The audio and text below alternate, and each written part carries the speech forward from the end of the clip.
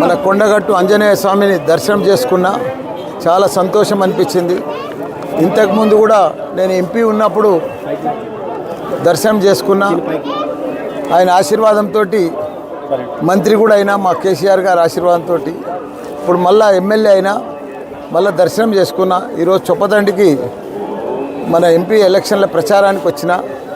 ఏది ఏమైనా మన పాత మాజీ సీఎం కేసీఆర్ గారు వచ్చినాకనే తెలంగాణ దేవాలయాన్ని కూడా అభివృద్ధి చెందినాయి.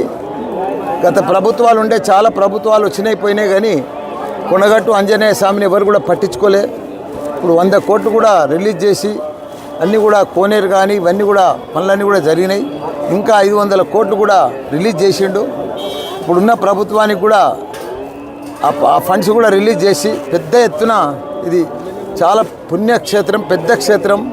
మన తెలంగాణలోనే కాదు, భారతదేశంలోనే పెద్ద కొండగట్టు ఆంజనేయ స్వామి అంటే మంచి పేరు ఉంది. కాబట్టి దీన్ని ఇంకా బాగా అభివృద్ధి చేయవలసిన అవసరం ఉంది. అందరికి కూడా నమస్కారం, ధన్యవాదాలు. ఈ మధ్య ఎన్నికలు అయిపోయిన తర్వాత దైవ దర్శనాలు బాగా చేసుకుంటున్నారు. ఏం మొక్కుకుంటున్నారు దేవుడు? ఏం మొక్కుకుంటున్నా, ఇప్పుడు వచ్చే పార్లమెంట్ ఎలక్షన్లల్లో 16కు 16 మా ఎంపీ బీఆర్ఎస్ పార్టీ గెలవాలని కోరుకున్నా దేవుడు. కాంగ్రెస్ పాలన ఎట్లా ఉంది? కాంగ్రెస్ పాలన ఉన్నా ఒకటే, లేకున్నా ఒకటే, అది అందరికీ తెలుసు. ఎందుకంటే అది ఉన్నా లేనట్టే.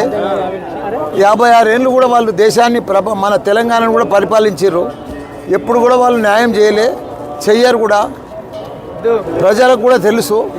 తొందరలోనే ఇప్పుడు 50 రోజులలో 50 వేషాలు అయినాయి.